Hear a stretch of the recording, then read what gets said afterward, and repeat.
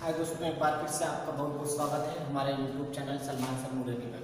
अब हम एक नया टॉपिक पढ़ने चल रहे हैं, विभव प्रवणता। इसे इंटरमीडिएट के सिलेबस में बहुत छोटा सा टॉपिक है, विभव प्रवणता, लेकिन हर साल इसमें से एक क्वेश्चन जरूर पुटअप कर लेते हैं।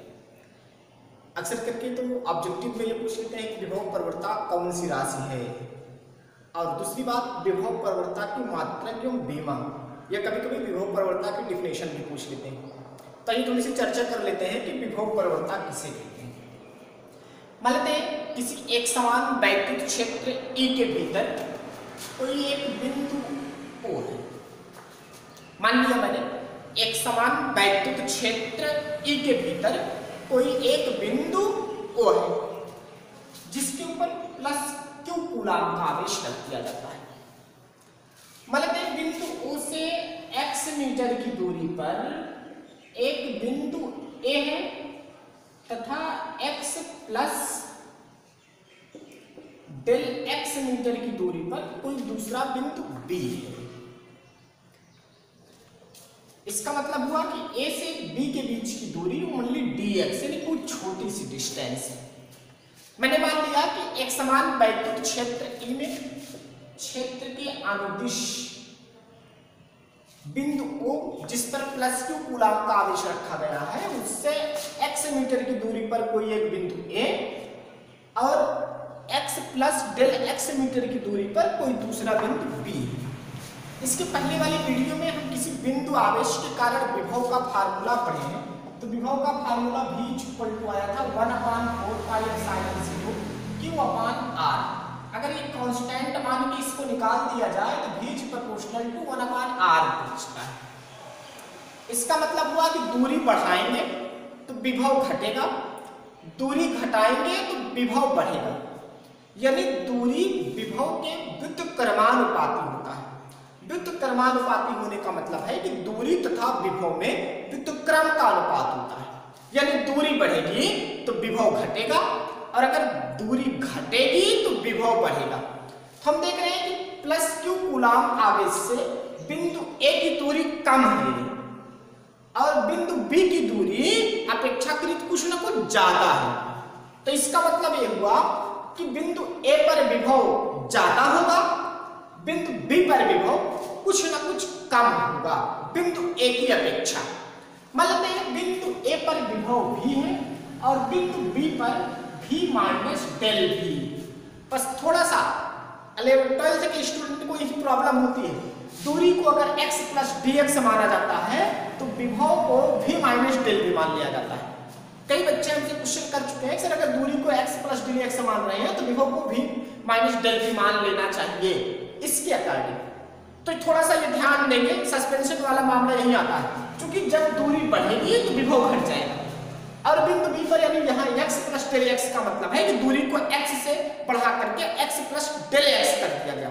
जब दूरी बढ़ाएगी तो विभव ऑटोमेटिक घट जाएगा विभव के फार्मूले के कारण। अब यहाँ से विभव प्रवणता की परिभाषा पढ़ते हैं।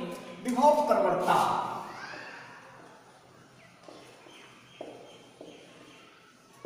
प्रवणता की परिभाषा में कहते हैं कि वैद्युत क्षेत्र के भीतर दूरी परिवर्तन के सापेक्ष विभव परिवर्तन की दर को, वैद्युत क्षेत्र के भीतर दूरी परिवर्तन के सापेक्ष विभव परिवर्तन की दर को विभव प्रवणता कहते हैं। चूंकि हम जानते हैं जहां दर की बात आ जाए जिसके सापेक्ष हो उससे डिवाइड कर देते हैं, अर्थात विभव प्रवणता इज इक्वल टू विभव परिवर्तन अपान दूरी परिवर्तन। यही से डिफिनेशन बनाई गई है कि वैद्युत क्षेत्र के भीतर दूरी परिवर्तन के सापेक्ष विभव परिवर्तन की दर को विभव प्रवणता कहते हैं। अर्थात विभव प्रवणता विभव परिवर्तन। हम जानते हैं जहां परिवर्तन की बात आ जाती है वहां अंतिम में से पहला घटा देते हैं।